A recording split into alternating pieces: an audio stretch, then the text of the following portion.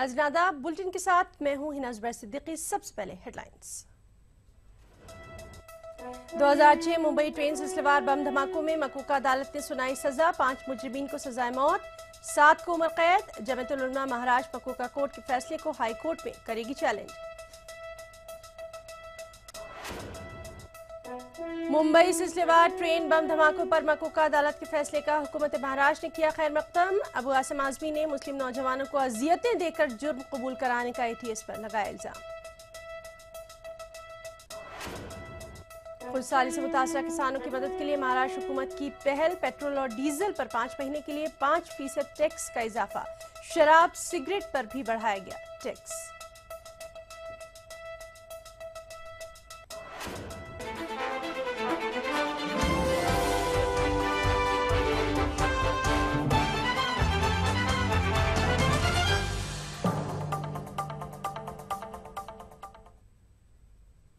सबसे पहले बात करेंगे उस फैसले की जिसका सभी को इंतजार था। जी हां, 11 जुलाई 2006 के लोकल ट्रेन सिलसिलेवार बम धमाका मामले में मुंबई की मकूका अदालत ने अपना फैसला सुना दिया है। 12 कसूरवारों में से 5 को सजाए मौत का हुक्म दिया गया और बाकी 7 को उम्र कैद की सजा सुनाई गई।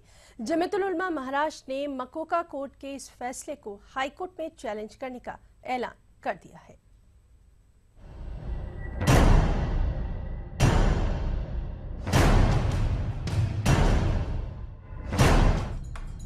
मुंबई 11 जुलाई 2006 के लोकल ट्रेन में हुए सिलसिलावार बम धमाकों के कसूरवारों को आज सजा सुना दी गई, जिसके तहत 12 कसूरवारों में से 5 को सजाए मौत का हुक्म दिया गया है और बाकी 7 को उम्र कैद की सजा सुनाई गई है। ये फैसला आज मुंबई की मकूका अदालत ने सुनाया है। वाज़ेह रहे कि इस केस में कुल 13 मुलज़मीन थे, जिनमें से एक को अदालत ने बरी कर दिया है। इस सीरियल ट्रेन धमाके में 188 अफराद जाँ बहक हुए थे, जबकि 800 से ज़ायद लोग जख्मी हुए थे। जिन 5 मुजरिमीन को फांसी की सजा दी गई है उनमें कामिल, फैसल, आसिफ, नवैद, एहतशाम अंसारी शामिल हैं, जबकि उम्र कैद की सजा पाने वालों में डॉक्टर तनवीर अहमद, शेख आलम शेख, मोहम्मद साजिद अंसारी, मोहम्मद माजिद शफी, मुजम्मिल शेख, सुहैल शेख, ज़मीर अहमद शेख शामिल हैं। फैसले में 5 लोगों को फांसी की सज़ा दी गई है और 7 लोगों को जो लाइफ दी गई है, वो सुनकर मुझे बहुत तकलीफ़ है और मैं बहुत दिल से मैं दुखी हूँ, इसलिए कि वो सब बेगुनाह हैं। पिछले 9 सालों से मैं उनके साथ रह रहा हूँ और मैंने देखा है ATS ने किस तरह से मुझे फंसाया है, उनको फंसाया है और आज ATS उनको फंसाने में और उनको कन्विक्शन दिलाने में कामयाब हो गई है। अदालत के फैसले पर अपना रद्द-ए-अमल जाहिर करते हुए जमीयतुल उलमा हिंद मुंबई की कानून सेल के सरबराह गुलजार आजमी ने कहा कि हम इस फैसले को चैलेंज करने का पूरा हक रखते हैं। उन्होंने वाज़ेह किया कि हम हाई कोर्ट में इस फैसले को चैलेंज करेंगे, क्योंकि ये अदालत का फैसला है और इस पर कोई सवाल नहीं उठा सकता। वकील दिफा शरीफ अभी भी कह रहे हैं कि तमाम मुजरिमीन बेकसूर हैं। ये उम्मीद है कि जब हम हाई कोर्ट पहुंचेंगे तो इंशाअल्लाह फैसला इन मुलज़िमीन के हक में होगा। लेकिन जो लोग हैं जो घायल हुए थे सीधे तौर पर कहीं न कहीं उनको जस्टिस मिली है, ये बात भी सामने आई। नहीं, ऐसा है कि जो असल मुजरिम थे उनको पकड़ा ही नहीं गया, असल मुजरिमों को, बेगुनाहों को फांस दिया गया है। आप बार-बार इसको लेकर सवाल खड़ा करते रहे कि जिस तरह से तफ्तीश हाँ बिल्कुल हम हाई कोर्ट जाएंगे। जो आप रोल की बात कर रहे हैं, कोर्ट ने उन्हें प्लांटर मांगा है, मगर हम डिफेंस एडवोकेट, मैं इतना कह सकता हूँ जैसे अभी दिन का उजाला है उसी तरह वो लोग इनोसेंट है। ये बात दिस इज कोर्ट में साबित। तो क्या इस फैसले को आप हाई कोर्ट में चैलेंज करेंगे? Of course and of course we are 100% sure that will get acquittal. Bureau report, ETV news.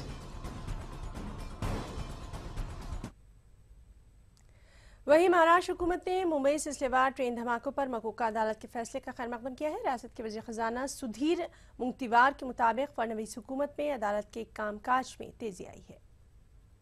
सरकार के नाते तो कोई भी राज्य में, कोई भी देश में आतंकवाद, गुनहगारी ये कम होनी चाहिए और फैसले जल्दी में होने चाहिए। मैं तो माननीय मुख्यमंत्री जी को बधाई दूंगा कि पिछले साल दोष सिद्ध होने का जो प्रमाण था वो 9% था पिछले सरकार का। मुख्यमंत्री महोदय की अच्छी नीतियों की वजह से हम 34% तक गए। मुझे लगता है कि ये तारीफ़े काबिल है कि हमने 1 वर्ष में 9% से 34% दंडित करने का जो प्रमाण है, दोष सिद्धि का प्रमाण है, वो बढ़ाया। दूसरी जानिब महाराष्ट्र समाजवादी पार्टी के सदर अबू आसिम आजमी ने एटीएस पर बेकसूर मुस्लिम नौजवानों को गलत मामलों में फंसाने का इल्जाम लगाया। अबू आसिम आजमी ने एटीएस पर मुजरिमीन को अजियत देकर जबरदस्ती जुर्म कबूल कराने का भी इल्जाम लगाया है। जो बम ब्लास्ट ट्रेन का हुआ था, उसमें जितने लोग पकड़े जाए सबको फांसी होना चाहिए, क्योंकि बहुत ही भयानक जुर्म था। इतना ज़्यादा इतने लोग मरे थे इसके अंदर, इतना प्रॉपर्टी को लॉस हुआ था, आतंकवाद गतिविधियां देश में बढ़ रही हैं, तो इसमें किसी आदमी को कम सज़ा देने की ज़रूरत नहीं, सबको फांसी की सज़ा दो। परंतु मुझे अफसोस साथ कहना पड़ता है कि जितने लोग पकड़े गए सब बेगुनाह हैं, और हम देख रहे हैं, उनके स्टेटमेंट हम पढ़ रहे हैं, वकीलों की बहस जो हम देख रहे हैं, इसमें जानबूझ करके पुलिस वालों ने टार्चर किया इनको, इनकी फैमिली को बुलाकर सामने नंगा किया उनको, उनके साथ में उनकी पेशाब की जगह पर करंट लगाया, उनके पीछे में केमिकल डाला गया, और इस तरह से उनको बुरी तरह से मार के बनाए हुए कागज़ पर एक स्क्रिप्ट लिखी हुई थी, उसके ऊपर सिग्नेचर लेकर के उससे कहा जा रहा है कन्फेशनल स्टेटमेंट। और वही जो राजा ठाकरे हैं, इनकी बहुत पहले भी शिकायत आ चुकी है। इसलिए हमने ये तय किया कि इस केस को हम लोग बहुत गंभीरता से लेंगे, ताकि इस मुल्क के अंदर जो जुडिशरी की इज्जत है वो बाकी रह जाए, और ये बहुत ही गंभीर मामला है। उधर मामले में मुजम्मिल शेख को पाकिस्तान में ट्रेनिंग लेने, बम धमाके की साजिश की मीटिंग में हिस्सा लेने और ट्रेन का सर्वे करने जैसे इल्जाम के तहत उम्र कैद की सजा सुनाई गई है। मुजम्मिल शेख के वालिद ने इल्जामात को बेबुनियाद करार देते हुए एटीएस को आड़े हाथों लिया है। हमारे नुमाइंदे मुहिउद्दीन ने मुजम्मिल के वालिद अताउर रहमान से खास बातचीत की है, आपको दिखाते हैं। हमारे साथ है मुजम्मिल के वालिद अताउर रहमान साहब, इनसे बात करते हैं कि मतलब इस कोर्ट का जो फैसला आया है, इस पर आपका बोलना क्या है? कोर्ट का ये फैसला नहीं है, ये पॉलिटिकल डिसीजन है। पॉलिटिकल डिसीजन है ये, कोर्ट का फैसला नहीं है ये सोची समझी स्कीम है ये, और इन लोगों को कोई मुजरिम मिला नहीं। हमको तो दुख है कि इतने सारे लोग मरे, वो लोग जो लोग सफ़र हुए उनसे हमारी हमदर्दियाँ है, लेकिन हम भी उन्हीं में शामिल है सफ़र करने वाले, क्योंकि हम बेकसूर है। एटीएस को सही आदमी या तो मिले नहीं, या अगर मिले तो उनको छुपाना चाहती है, और इनके ऊपर केस उन्होंने फिट कर दिया, क्योंकि इब्तिदा में एटीएस ने बहुत सारी कहानियां बनाई है, कोई एक कहानी नहीं रही है। अगर सच्चाई होती तो एक ही रहती। मुजम्मिल पे जो इल्ज़ाम है, आप उसको किस तरह से देखते हैं? वो तो बेंगलोर में था जिस वक्त ब्लास्ट हुए, तो उस वक्त बेंगलोर में उसकी ओरेकल में उसकी अटेंडेंस थी, तो वो जब एक आदमी दो जगह कैसे होगा? सन मुजम्मिल का 22 साल की उम्र थी उसको जिस वक्त किया गया, वो तो उसको तो यानी एक स्टूडेंट अभी यानी कॉलेज से फारिग हुआ था वो, और वहाँ पर गया था वो। ये ऐसे काम हम तो यानी मेरे बच्चों को मैंने ये तालीम दिया कि बेटा यानी इंसानियत की कदर करो। हमारे धर्म हमको ये सिखाता है कि जिसने एक आदमी को कत्ल किया उसने सारी इंसानियत को कत्ल किया, जिसने एक आदमी को बचाया उसने सारे इंसानों को बचाया। तो जब हमारा ईमान है तो हम ये सारे काम हमारे काम करने के, ये तो जब ये लोग माशाल्लाह ये लोग काम करते थे, आईटी फील्ड में थे, तो ये सब फालतू काम करने की ज़रूरत क्या है? क्या आपको लगता है कि मतलब आपके वकीलों ने जो है वो कहीं ना कहीं कुछ ना कुछ गलती की है, जिसकी वजह से 5 लोगों को जो है वो सज़ाए मौत दी है कोर्ट ने? नहीं, ये धांधली हुई है, समझे ना। वकीलों ने, हम किसी पे इल्ज़ाम नहीं करते, उन्होंने तो अपना तौर पे सब किया है, जो कुछ भी किया है बेहतर किया है। लेकिन क्या है, जब एक सोचे समझा फैसला आदमी सोच कर एक बात बैठ जाए तो फिर उसके आगे कोई जा नहीं सकता ना। क्या आप हाईकोर्ट में जाने के हक में हैं जिस तरह की बात हो? बिल्कुल जाएंगे हम लोग, हाईकोर्ट में बिल्कुल जाएंगे। महाराष्ट्र में खुशहाली से निपटने के लिए महाराष्ट्र हुकूमत काबीना ने एक अहम फैसला लिया है। खुशहाली से मुतासरा किसानों की मदद के लिए हुकूमत ने शराब, सिगरेट और कोल्ड ड्रिंक पर टैक्स बढ़ा दिया है। हुकूमत ने पेट्रोल और डीजल पर 5% टैक्स में इजाफा किया है, और इसके बाद पेट्रोल और डीजल की कीमतों में फी लीटर 2 रुपये का इजाफा हो जाएगा। हालांकि ये इजाफी टैक्स सिर्फ 5 महीने ही लागू रहेगा। इससे महाराष्ट्र हुकूमत को 1600 करोड़ का फायदा होगा। वाज़ेह है कि रियासती हुकूमत ने पेट्रोल और डीजल पर से LBT हटा दिया है, और इससे हुकूमत पर माली बोझ बढ़ गया है।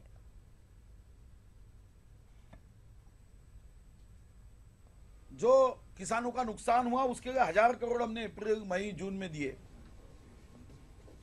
और कई निर्णय हुए, जिस निर्णयों के लिए बजट के बाहर खर्चा और उसका दबाव बढ़ गया। और इसलिए सरकार ने बड़ा सोच समझकर एक निर्णय किया कि जिनको एफबीटी के माध्यम से छूट मिली है, वैट के माध्यम से छूट मिली है, उसमें से थोड़ा सा हिस्सा किसानों के लिए हम उनसे 5 महीने के लिए लेंगे। 5 महीने के लिए हमने सरचार्ज लगाने का निर्णय किया। उसमें दारू पे 5% सरचार्ज होगा, सिगरेट पे 5% होगा, वायु मिश्रित पेय पे 5% होगा और पेट्रोल डीजल पे जो छूट इसके पहले दी गई है उसमें से 2 रुपया लीटर के किसानों के खर्चों के लिए लेने का निर्णय आज मंत्रिमंडल के बैठक ने किया है। बुलेटिन में रुकेंगे छोटे से ब्रेक के लिए, चल लौटते हैं।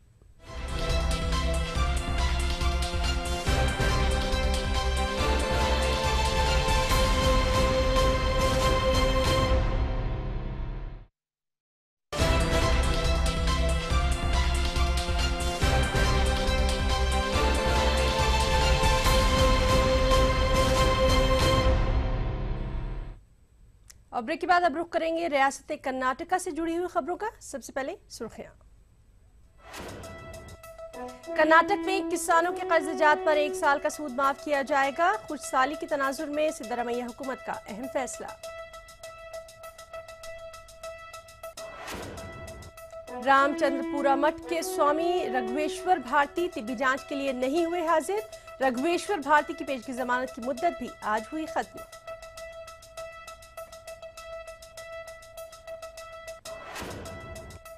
गुलबर्गा में प्रधानमंत्री मदद योजना मेगा कैंप का इनेकाद। तकरीबन 1000 अफराद में कर्जजात की तकसीम।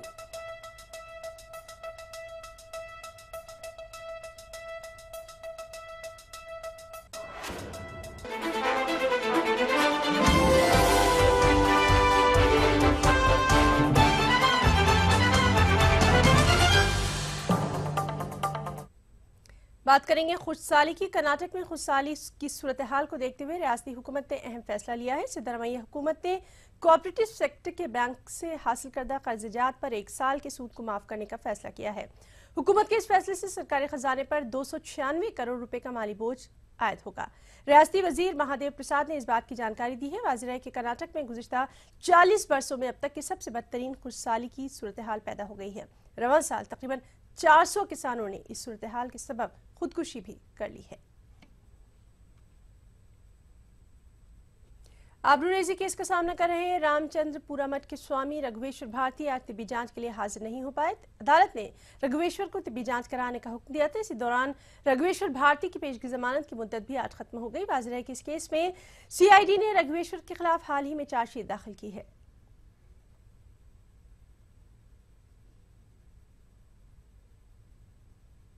खबर गुलबर्गा से है, जहां प्रधानमंत्री मदद योजना का मेगा कैंप मुनक्किद किया गया। इस दौरान तकरीबन 6000 अफराद में कर्जजात तकसीम किए गए। स्कीम के तहत 3 जुमरों में इन कर्जजात को बांटा भी गया। मेगा कैंप में गुलबर्गा एमपी मल्लिकार्जुन खड़गे और SBI Karnataka zonal chief Rajni Mishra ने शिरकत की।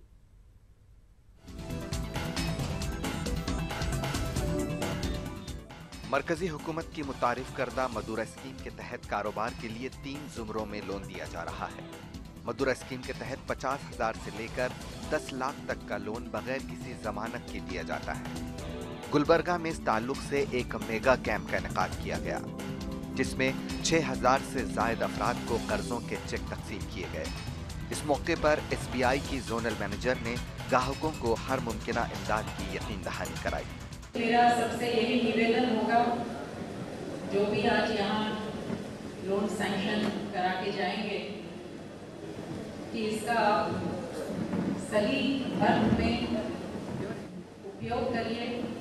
इस मौके पर गुलबर्गा से लोकसभा एमपी मल्लिकार्जुन खड़गे ने बैंक हुक्काम को मदुरा लोन के ताल्लुक से शऊर बेदारी कैंप के इनेकाद का मशवरा दिया। ಅದಕ್ಕೆ ಒಂದು ಟ್ರೈನಿಂಗ್ ಕ್ಯಾಂಪ್ ಮಾಡಿ ಸಾಲ ಹೇಗೆ ಅಪ್ಲೈ ಮಾಡಬೇಕು, ಸಾಲ ಹೇಗೆ ಪಡ್ಕೊಳ್ಬೇಕು ಮತ್ತು ಯಾವ ರೀತಿಯಾಗಿ ಅದರ ಉಪಯೋಗ ಮಾಡಬೇಕು, ಯಾವ ರೀತಿಯಾಗಿ ಅದನ್ನು ವಾಪಸ್ ಕೊಡಬೇಕು। खड़गे ने बैंक हुक्काम को किसानों के लिए कर्जों की फराहमी और उसूली में नरमी लाने का भी मशवरा दिया। ETV news Gulbarga. मैसूर में IIT के हुसूल के लिए एहतजाजी मुजाहिरों का सिलसिला लगातार जारी है। एहतजाज आज 22वें रोज भी जारी रहा। शहर में किए गए एहतजाजी मुजाहिरों में मुंतू कापू समाज के अलावा दलित तंजीमों के नुमाइंदों ने हिस्सा लिया। एहतजाजियों ने कहा कि आज़ादी हासिल होकर निस्फ सदी से ज्यादा का अरसा गुजर जाने के बावजूद इलाका पसमानगी का शिकार है। इसीलिए शहर की तरक्की के लिए IIT जैसे इदारों का क़याम बहुत जरूरी है।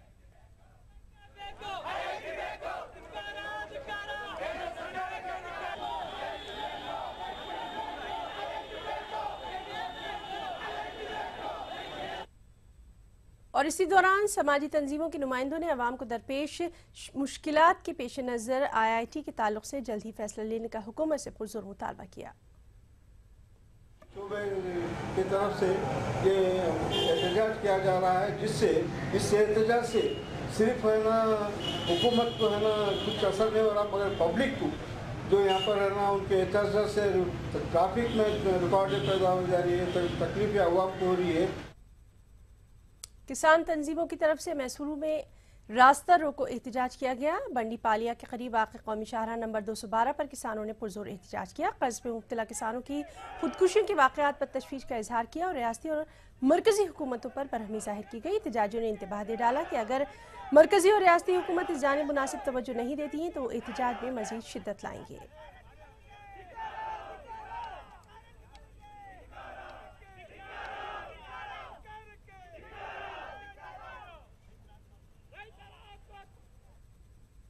मुझे इजाजत दीजिए। आदाब।